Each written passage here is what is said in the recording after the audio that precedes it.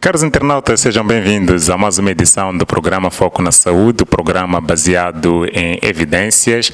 Este que vai no ar a cada 2 sextas-feiras, sexta-feira sim, sexta-feira não.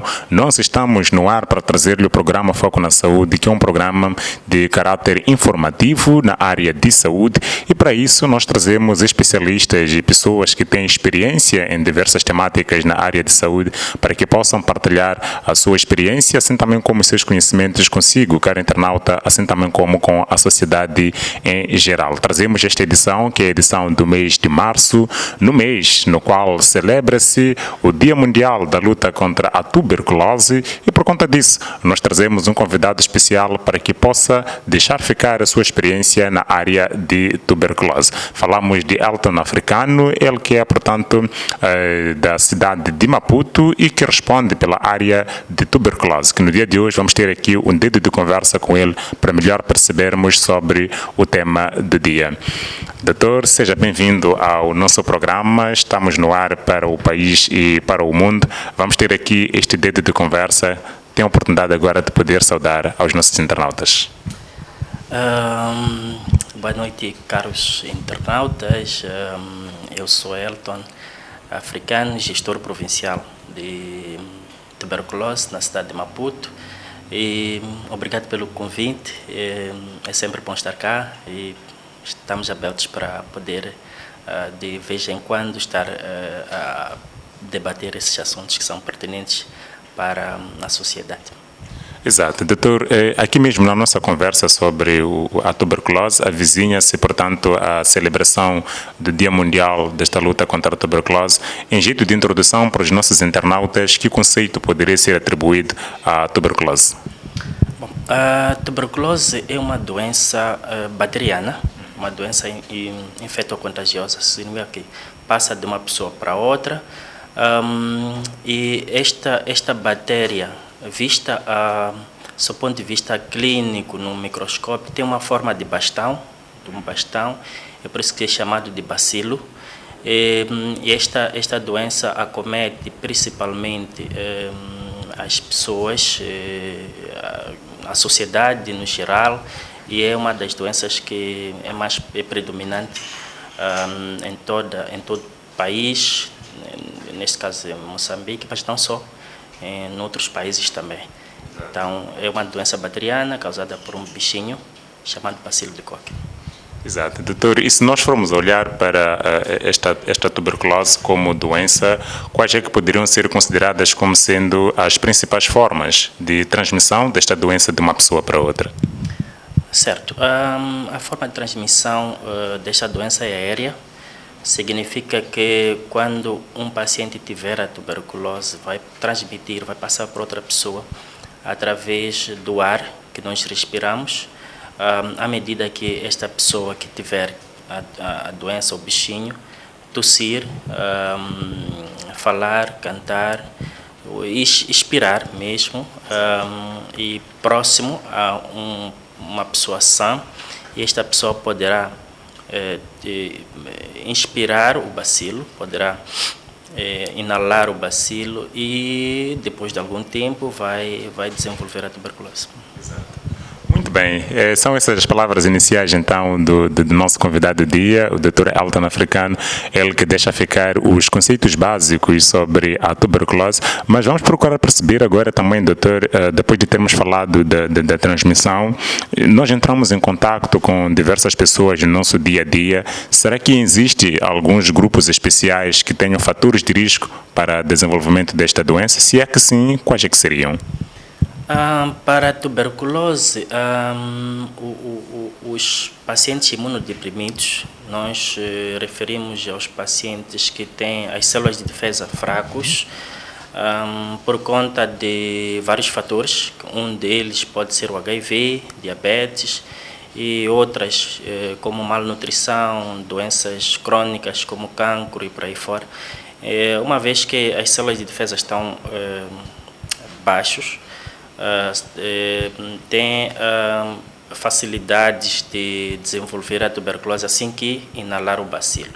Para além disso, nós temos as crianças também que têm uma imunidade baixa, temos os idosos, Fora este grupo, temos outros que, por inerência de funções ou o local onde eles têm habitualmente estado, lhes coloca também em risco, como é o caso dos prisioneiros, porque ficam aglomerados, os trabalhadores da mina, não é? Da mina no geral, entre outros. Então, estes podem se constituir grupos de risco para esta doença.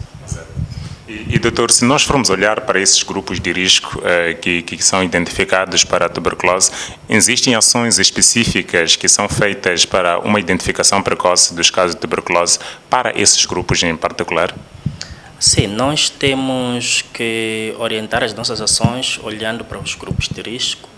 Por exemplo, para o grupo que eu acabei de referir, crianças, nós temos que identificar a casa do paciente que faz o tratamento, se for o caso, e nós fazemos lá a alocação de ativistas para rastrear o resto da família, as crianças principalmente, e atribuí-los um tratamento preventivo. Para os pacientes, ou para os que ficam na situação reclusória, nós, cada 3 meses, trimestralmente, fazemos rastreio na cadeia, mas essa atividade de rastreio trimestral não só acontece de forma trimestral, mas assim que existir um paciente na condição de tosse e outros sinais e sintomas rastreados, assim como os pacientes que entram pela primeira vez, digo, os reclusos que dão entrada na agência, na penitenciária, eles são rastreados logo à entrada. E esses grupos de risco nós temos um plano concreto de rastreio sistemático e observação, e não só a profilaxia, que é um tratamento preventivo para não desenvolverem a tuberculose. Muito bem, aqui então ficam as palavras referentes aos principais grupos de risco para a tuberculose, mas é importante também conhecermos aqueles que são os sinais e sintomas desta doença para que possa ser identificada de forma precoce. Quais é que seriam os principais sinais, os principais sintomas que nos levariam a suspeitar de um caso de tuberculose? Ok, pronto. A tuberculose é uma doença que acomete principalmente o pulmão, né? Mas pode disseminar-se para outras partes do corpo. Por isso, os principais sintomas que o paciente vai apresentar serão de natureza respiratória, inicialmente, principalmente porque ele acomete o pulmão. Então, teremos pacientes a ter tosse. Esta tosse pode ser com ou não expectoração. Expectoração é o escaro, que o paciente pode tirar ou não. Esse escaro pode ter sangue ou não. E acompanhado a isto, porque é uma doença infecciosa, terá febres, vai apresentar febres, vai tender a transpirar à noite, mais do que a média. Pronto, esses dias faz calor, mas este paciente terá uma sudoração, uma forma de transpirar muito exagerada, vai tender a perder o peso e falta de apetite, vai sentir-se fraco. Então, essas são basicamente as características que um paciente com tuberculose apresenta. Portanto, é o que nós chamamos de festa, de forma mais geral, né? Febre, emagrecimento, suores, tosse e o cansaço excessivo que o paciente vai apresentar. Exato. Bom, e por outro lado, doutor, existe a questão da necessidade de diagnóstico precoce desses casos de tuberculose para um indivíduo que esteja com esses sinais e sintomas que o doutor há pouco tempo esteve aqui a referir. Quais é que seriam os passos que esta pessoa deveria seguir para que possa ter um diagnóstico de forma precoce? O que nós recomendamos é que o paciente vá à unidade sanitária e não espere ter todos esses sinais que eu aqui referi. Pode apresentar um ou dois, e vá à unidade sanitária, e na unidade sanitária terá acesso ao clínico que vai lhe atender e vai solicitar análises para o diagnóstico. Uma vez que eu falei que um dos sinais principais é a tosse, porque é uma doença respiratória que acomete os pulmões, então nós fazemos o exame de escaro. Então o paciente terá acesso a uns frascos que vai depositar lá o escaro e o escaro vai seguir ao laboratório e o diagnóstico em 24 horas, que é um dia, já terá resultado e o paciente ou a pessoa será contactada para iniciar o tratamento. Essa capacidade diagnóstica, doutor, temos expandida de forma suficiente para que os pacientes tenham acesso em qualquer unidade sanitária? Sim. Na cidade de Maputo temos em torno de 24 unidades sanitárias, centros de saúde, temos também hospitais, temos 3 hospitais gerais, para além do Hospital Central. Então, nessas todas 24 unidades sanitárias de nível primário, incluindo os 3 hospitais que referi, temos condições de diagnóstico, sim, e temos os aparelhos funcionais para o processamento das amostras. Então, todas as unidades sanitárias têm capacidade de diagnóstico. Uma e outra que não tiverem essa possibilidade de fazer o processamento, há um sistema de referenciamento para uma unidade sanitária que possa diagnosticar. Entretanto, em média, mesmo para as unidades sanitárias que referenciam a amostra, é de 72 horas, 48 a 72 horas já existe o resultado disponível para comunicarmos ao paciente. Muito bem. Aqui estão, então, algumas considerações por parte do nosso convidado do dia, num dia em que nós falamos sobre a tuberculose, com maior enfoque para aquilo que são as principais preocupações nos dias atuais. Uma das principais preocupações no âmbito da tuberculose é garantir que os pacientes possam ter, de forma antecipada, o tratamento correto e que esses possam fazer o tratamento de forma adequada até ao final. Doutor, já mesmo agora falando sobre o tratamento da tuberculose, poderia deixar em poucas palavras, ou de forma mesmo resumida, quais são as principais abordagens terapêuticas que são feitas para um paciente com tuberculose e como é dividida a sua duração? Bom, um paciente com tuberculose faz tratamento num período de 6 meses. Pronto, este tratamento é feito a nível hospitalar, né, na unidade sanitária, e com tomas regulares. O paciente tem que fazer o tratamento de forma regular, todos os dias, nas manhãs. E este tratamento de 6 meses para a tuberculose sensível, dizemos tuberculose sensível, a tuberculose que não fornece resistência no tratamento. Poderei mais tarde explicar exatamente esse aspecto. Leva 6 meses e divide o período em 2, onde terá a primeira fase de 2 meses, onde toma um determinado medicamento. Depois, os restantes 4 meses, depois de fazer controles, né, e fará um outro tipo de medicamento. Então, no geral, são 6 meses de duração de tratamento, e salvo uns e outros tipos de tuberculose que poderão se estender até 20 meses. Sim, sim. Bem, e doutor, se nós formos olhar para aquilo que é a nossa realidade dos dias atuais, quais é que têm sido as principais dificuldades enfrentadas pelo setor, assim também como pelos pacientes, neste processo de tratamento da tuberculose? Bom, um dos entraves que nós temos é relacionado ao acesso, por vezes, dos pacientes ao tratamento, por várias situações. Por vezes temos pacientes que referem falta de linha de chapa,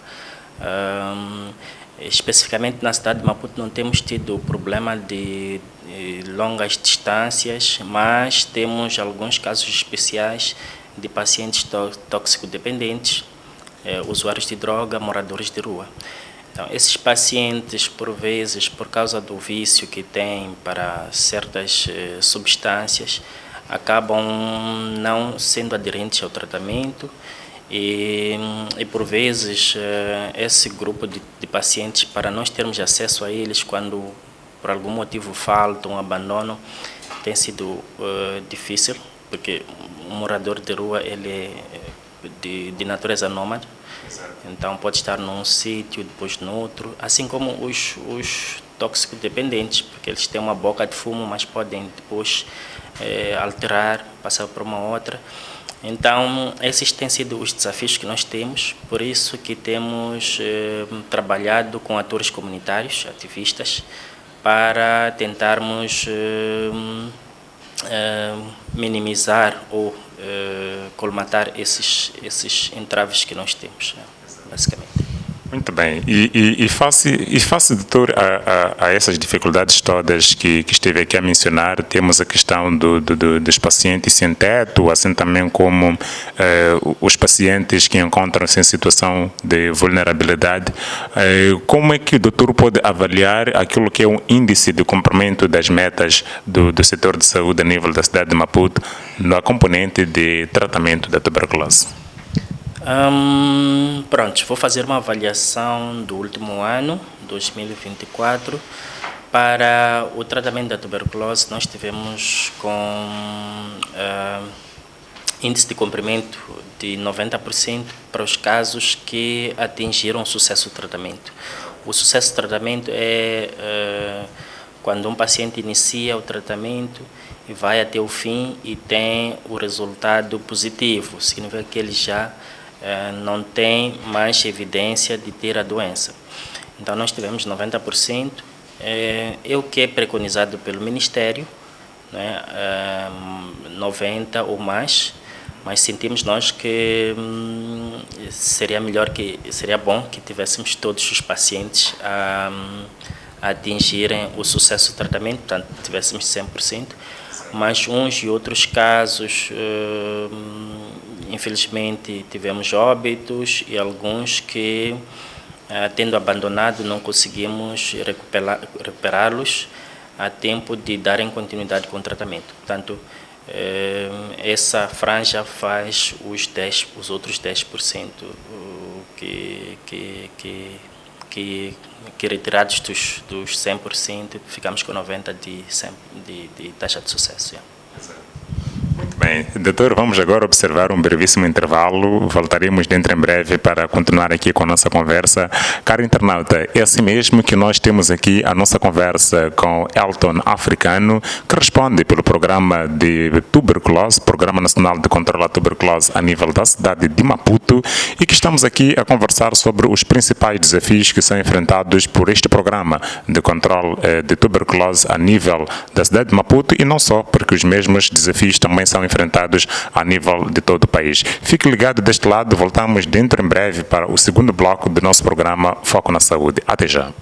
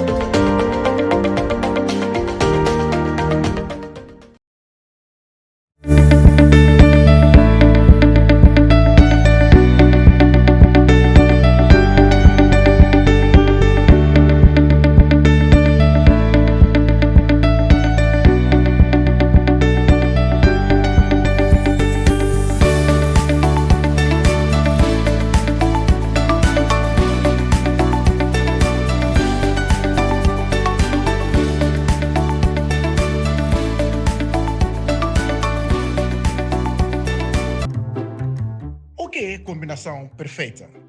Preto em branco, New Chang e Kung Fu, pão em badia, arroz e feijão, New Chang e matriz de conche. Não, combinação perfeita é Ariera Group e o seu negócio.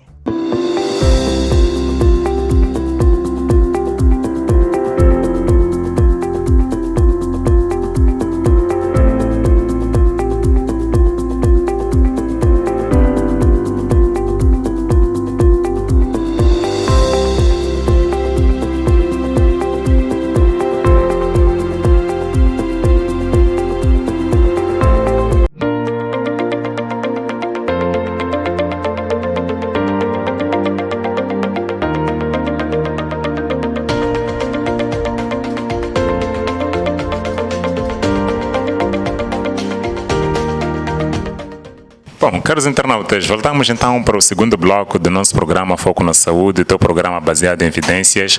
Estivemos aqui antes mesmo do intervalo, onde o Dr. Elton Africano esteve a deixar ficar alguns dos desafios que são enfrentados, incluindo os moradores de rua, assim também como os tóxico-dependentes, que têm, de uma ou de outra forma, sido difícil fazer o seu devido segmento e que têm contribuído para uma redução daquilo que é a taxa de sucesso para os casos de tuberculose. Doutor, voltando aqui para a nossa conversa, já agora no segundo bloco, íamos falando sobre os principais desafios que têm sido enfrentados no âmbito de segmento dos casos de tuberculose. Quais é que têm sido as principais estratégias usadas pelo setor para garantir que os pacientes que são encontrados com tuberculose possam fazer o tratamento efetivo? Nós, como setor da saúde, procuramos unir os esforços. Nós temos o subsistema público, que são as unidades sanitárias, mas tentamos fazer parcerias com o subsistema privado e o subsistema comunitário. Então, esses três subsistemas devem trabalhar de forma conjunta. Quando me refiro ao subsistema comunitário, refiro-me ao apoio dos ativistas comunitários, dos atores comunitários, falo dos chefes de quarteirão, chefes dos quarteirões, secretários dos bairros. Nós envolvemos estes atores na saúde, incluindo os praticantes de medicina tradicional.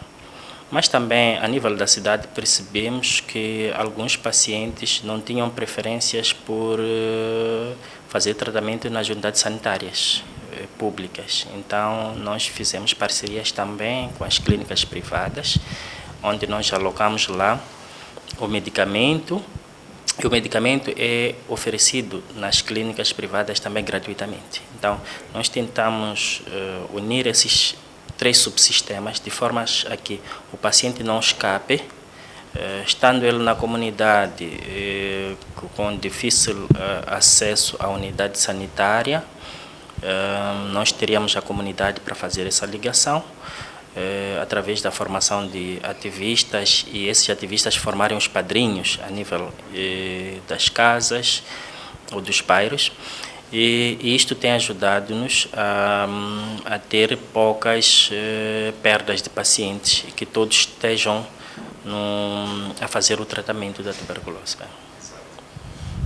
E doutor, se nós formos olhar para aquilo que é a nossa situação, Moçambique é conhecido como sendo um dos países com um alto peso de tuberculose, mas também temos um alto peso de HIV. Até que ponto essa sobreposição do HIV e tuberculose tem influenciado negativamente naquilo que são os esforços do setor de saúde? Bom, este é um dos calcanhares daqueles também, porque nós sabemos que a tuberculose tem se associado ao HIV, e o problema que esta associação cria é que o número dos medicamentos acaba sendo maior, não é? E porque o paciente tem que fazer o tratamento para a tuberculose simultaneamente, faz para o HIV, entre outros fatores que este paciente possa ter, que vão influenciar na continuidade ou desistência do tratamento. Para isso, nós temos adotado a estratégia de paragem única.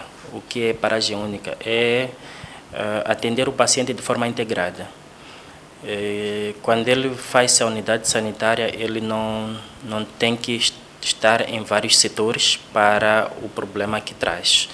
Ele é visto num só setor e tem um médico, um clínico que vai fazer todas as abordagens, vai ter todas as abordagens que o paciente precisa. Então, esta é uma das estratégias que nós temos, que é, na verdade, uma estratégia do Ministério da Saúde, e nós temos implementado em todas as 24 unidades sanitárias que eu me referi aqui, tem a paragem única, que é um setor específico para atender todos os pacientes, tendo diversas situações patológicas. Ele será seguido de forma integrada e quando sai dali ele só vai para casa. Então não tem que passar para um gabinete, depois passar para um outro gabinete.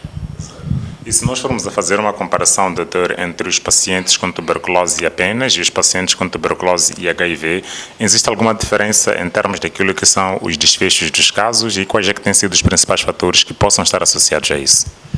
Bom, o desfecho dos casos para co-infectados são os pacientes que têm tuberculose e HIV,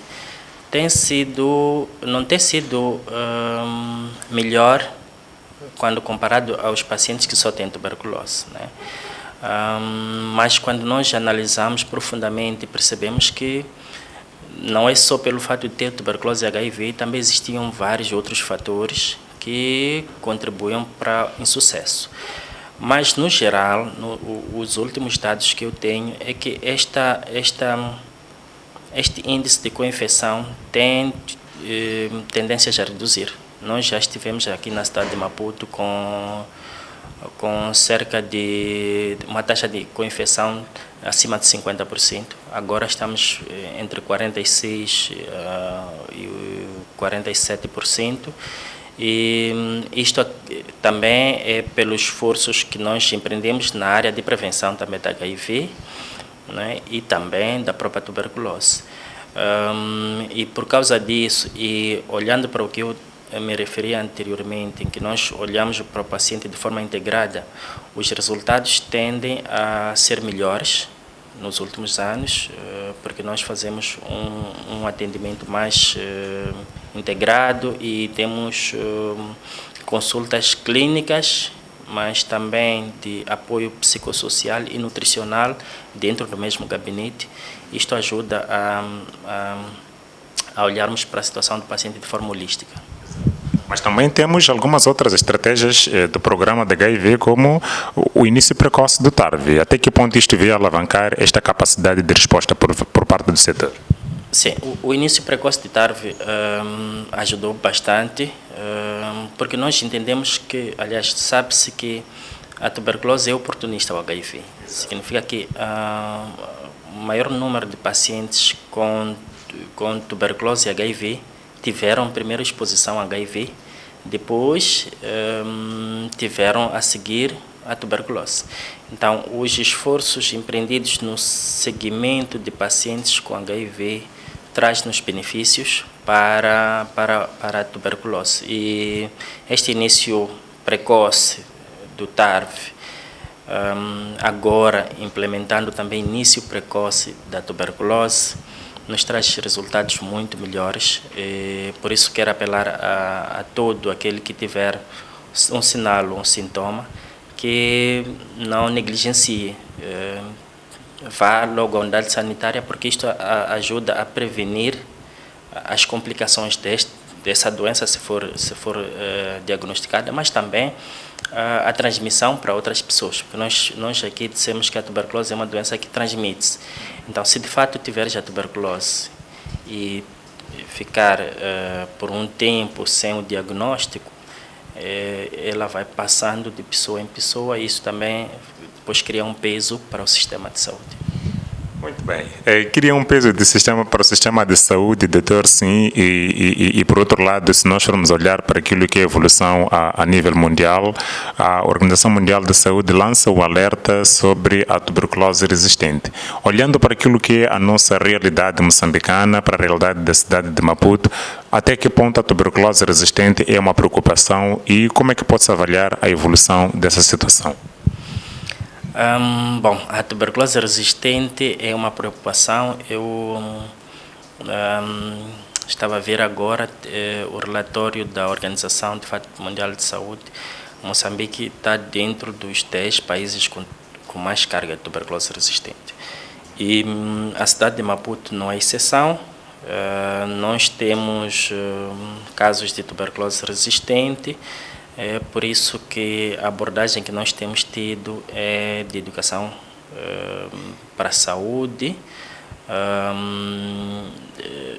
de forma sistemática, e esta é uma das formas de consciencializar.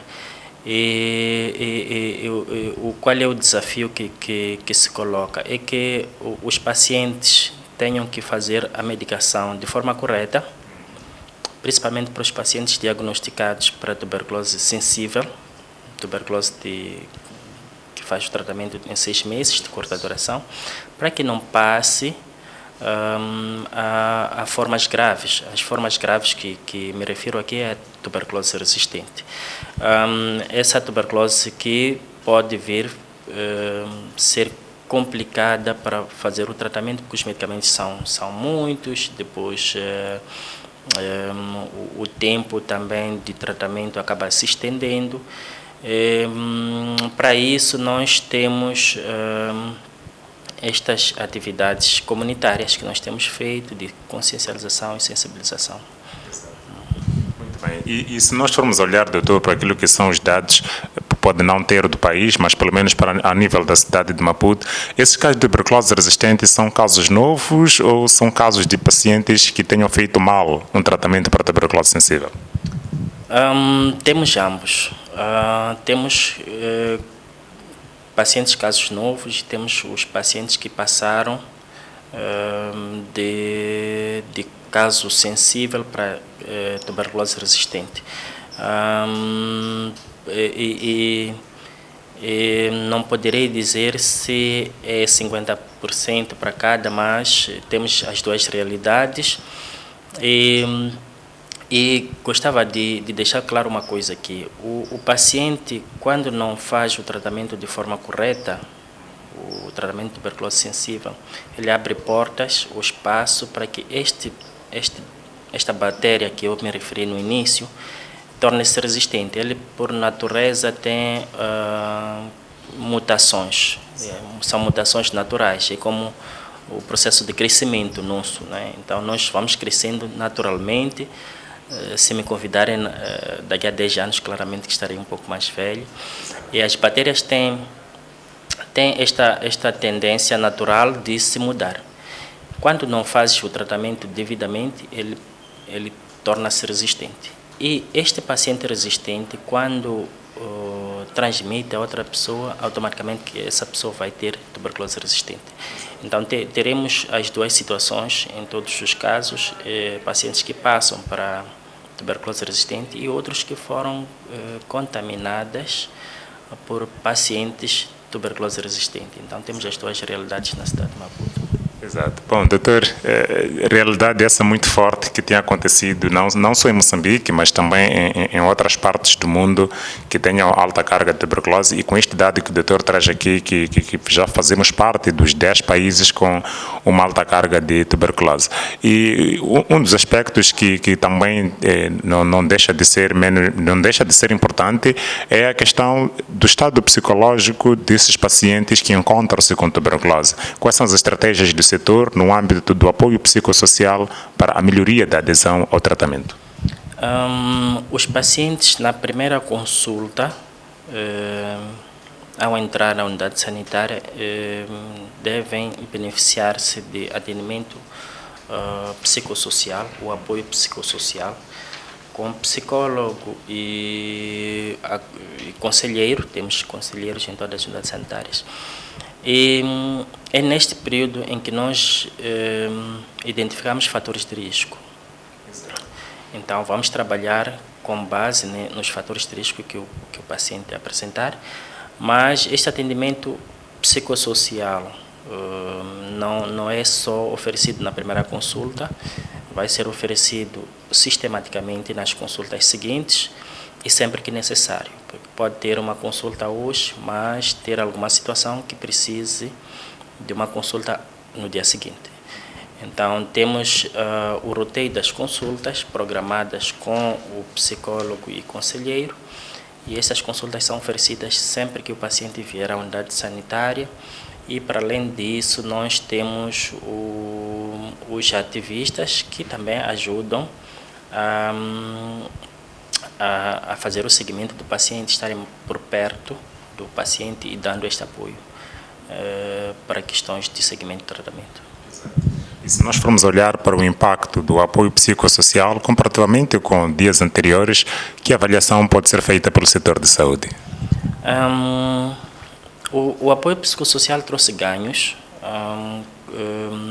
Olhando para os dados que estava me referindo agora, nós tínhamos taxas de sucesso abaixo de 90%. Por exemplo, em 2023 e 2022 tivemos taxa de sucesso de 88%.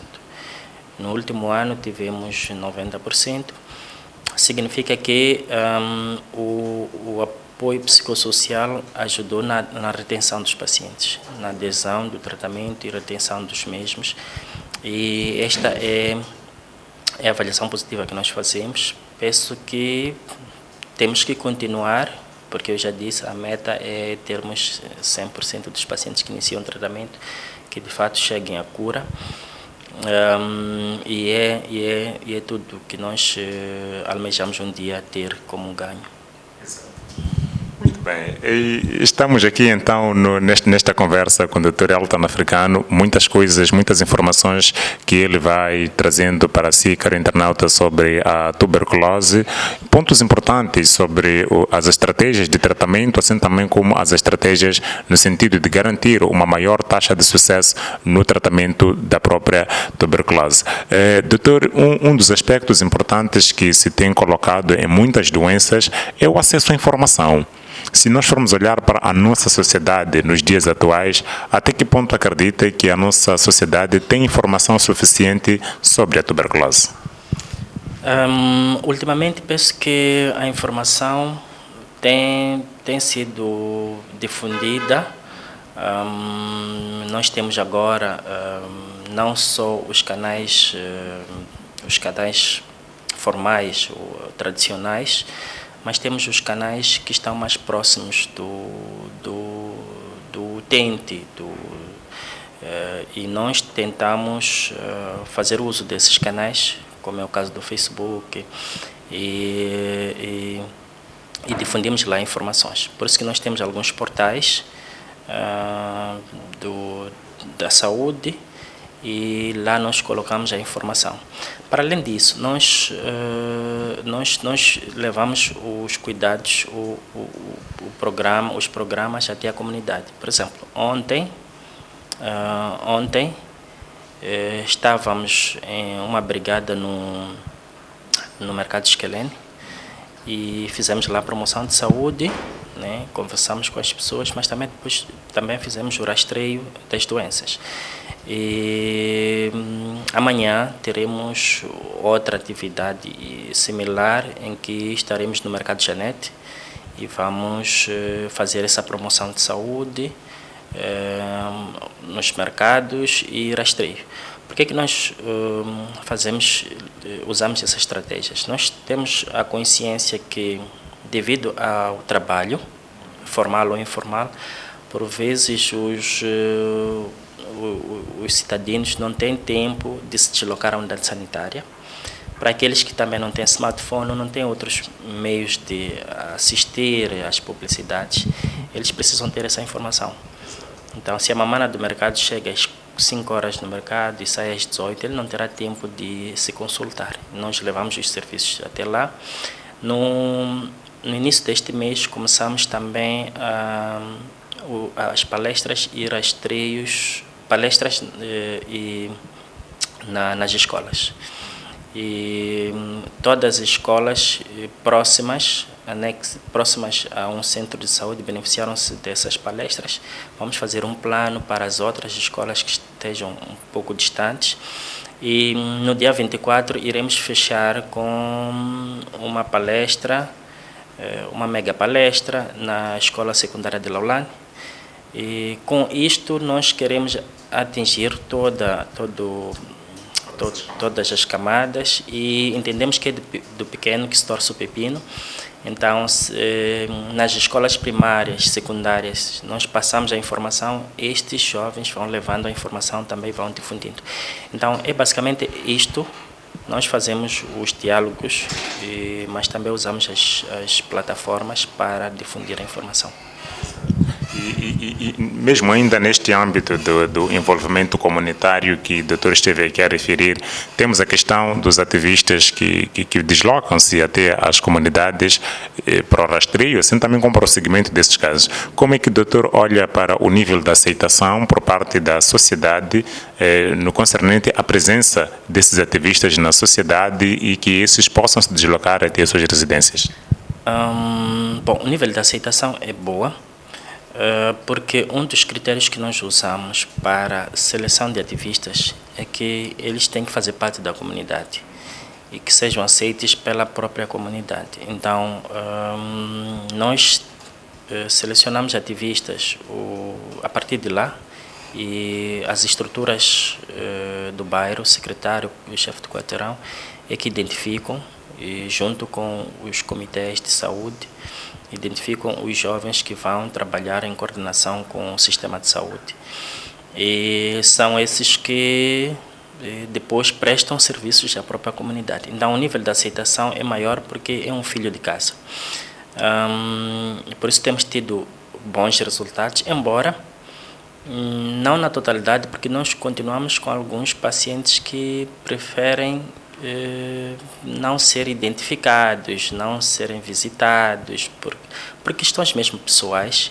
Tem alguns assuntos que é difícil de perceber de forma integral, mas a esse grupo nós temos outro tratamento. Para dizer que, no geral, a coordenação tem sido boa e a aceitação também é muito boa, por causa desse critério de seleção. Bom, por outro lado, nós nos encontramos em Moçambique, em África, e que é normal que haja muitos mitos em torno de diversas doenças, incluindo para a tuberculose. Acredita-se, por exemplo, que a tuberculose tenha relação com a superstição ou alguma coisa tradicional em certas partes da nossa sociedade. Como é que o doutor olha para a evolução em termos daquilo que é a mentalidade das pessoas sobre o conhecimento das reais causas da tuberculose e não a associação com situações tradicionais? Bom, eu tenho felicidade de estar a trabalhar na cidade de Maputo e estivemos aqui a falar dos meios de comunicação, agora digitais, que têm ajudado. Por isso, há uma quebra muito grande, já havia uma quebra muito grande dos mitos com relação à realidade sobre as doenças. Mas com isto não quer dizer que não existam. Mesmo aqui na cidade de Maputo, tenho alguns distritos com características rurais, né? Para além desses Canfumo, que é aqui na Zona Cimento, mas tenho Catembe e tenho Canhaca, tem essas realidades. É por isso que nós temos intensificado mais ações nessas zonas, nessas localidades que precisam de mais apoio, e nós primeiro fazemos a auscultação. E com base na auscultação que nós fazemos, percebemos a realidade, os mitos e as verdades que pairam na sociedade. E nós vamos tentar alinhar de acordo com cada contexto. Então, nós temos feito mais atividades de sensibilização nessas zonas. Expliquei precisamente Distrito da Catembe, Distrito de Canhaca, que ainda continuam com esses... Mas o resto, os outros 5 distritos, não têm tido comportamentos comportamentos não, mas informações distorcidas sobre a saúde, sobre a tuberculose. E nesses pontos em que nós ainda encontramos essas informações distorcidas, quero acreditar que algumas pessoas têm procurado os praticantes de medicina tradicional, por exemplo. Qual é que tem sido o foco por parte do setor de saúde para que os praticantes de medicina tradicional possam dar algum contributo para a identificação de casos? Como me referi antes, nós usamos como estratégia unir os 3 subsistemas de saúde, o privado, o público e o comunitário. E os praticantes de medicina tradicional, estando nesse subsistema comunitário, eles fazem parte da nossa equipe de trabalho. Nós formamos os praticantes de medicina tradicional e explicamos. Temos também reuniões de coordenação e nas formações que nós fizemos com os praticantes, consciencializamos sobre as doenças que são tratadas no fórum hospitalar e as outras doenças que provavelmente possam ser seguidas no fórum de medicina tradicional. E uma delas é a tuberculose, que só pode ser tratada nos hospitais ou nos centros de saúde. Por isso que o praticante de medicina tradicional tem uma guia de referência. Sempre que recebe um paciente com sinais e sintomas sugestivos à tuberculose, porque ele já foi formado, conhece, sabe identificar, ele faz uma referência aos nossos serviços e nós fazemos uma contra-referência a ele para dizer o desfecho do diagnóstico e o desfecho, inclusive, do tratamento. Então, esta coordenação existe e isto também ajuda-nos a eliminar mitos e verdades sobre as doenças. Tanto, porque o paciente, quando vai a um praticante de medicina tradicional, vai ter uma ideia de diagnóstico que seja compatível à informação que também terá na unidade sanitária. Então, os pacientes ficam alinhados numa única informação e isto também ajuda muito na adesão ao tratamento. Muito bem. Doutor, estamos mesmo a caminhar para o final da nossa conversa. O 24 de março aproxima-se, já a próxima segunda-feira, o Dia Mundial da Luta contra a Tuberculose. Que atividades estão previstas para esta grande celebração que é feita anualmente, com enfoque para este ano? Para este ano nós já começamos as atividades. De fato, o Dia da Tuberculose comemora-se no dia 24. Entretanto, nós consideramos todo o mês da tuberculose e desde o primeiro dia nós começamos com várias atividades, e uma das quais foi o rastreio massivo na cadeia civil, porque referi antes que o recluso é um grupo de risco, então não devíamos ficar alheios a isto. Fizemos um rastreio e fomos seguindo outras atividades de rastreio que me referi aqui nos mercados, e intensificamos a nível das unidades sanitárias e algumas brigadas móveis que fizemos. E esse leque de atividades vai culminar com o dia 24, onde nós, na Escola Secundária de Laulane, vamos juntos com vários estudantes fazer uma roda gigante e vamos fazer uma palestra sobre a tuberculose. Logo depois teremos ao lado uma exposição em que vamos continuar a explicar todas as ferramentas que nós usamos para o diagnóstico, como é que tem sido o diagnóstico e o tratamento da tuberculose, para que os estudantes, os alunos consciencializem-se. E também acho que teremos um momento alegre em que vamos presentear os alunos que, depois da palestra e todas as informações que nós formos a dar, tiverem respostas corretas às perguntas que nós vamos colocar, terão alguns brindes, e que é uma das formas de impulsionar que eles retenham a informação e depois possam partilhar também. Então, basicamente, teremos esse leque de atividades que vão continuar, né, até a primeira quinzena de abril. Até a primeira quinzena de abril estará, portanto, a se celebrar o mês da tuberculose com diversas atividades a nível da cidade de Maputo e não só, assim também como ao nível de todas as outras províncias no país, assim do mesmo jeito que celebra-se igualmente a nível dos outros países, pelo facto de ser uma celebração de nível mundial. Doutor, em jeito de últimas considerações, que mensagem gostaria de deixar para a nossa sociedade no referente ao tema do dia, que é a tuberculose?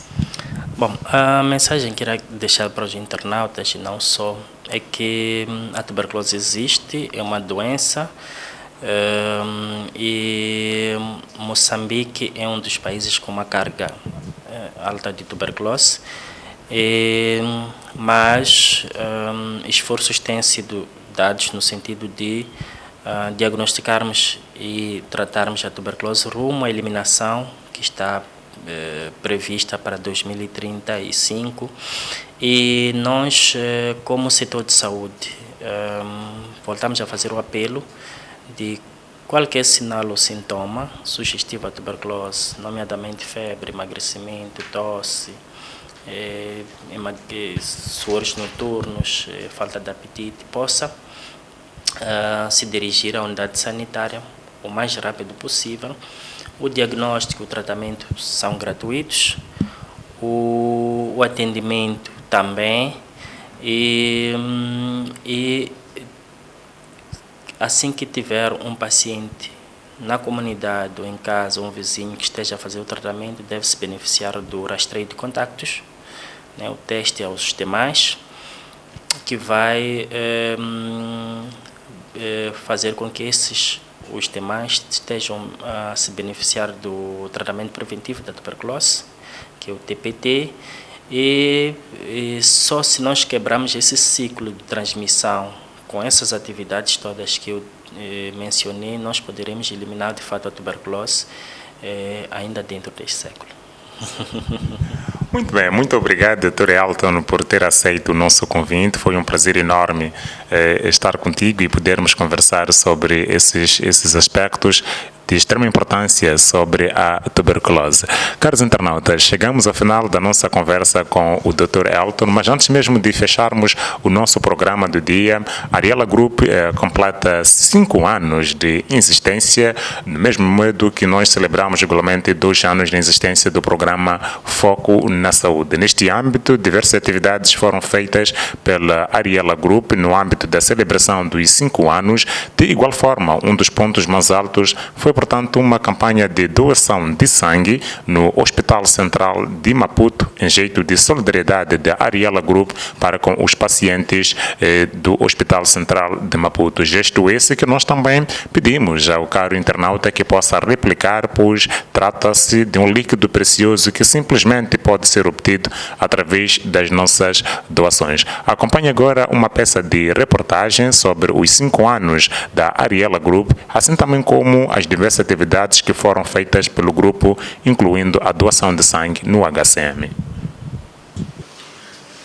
Doar, mais do que um verbo, é demonstração de amor e cuidado pela vida de quem mais precisa. A Ariela Group compreende o significado dessas palavras, até porque são 5 anos comunicando para salvar vidas.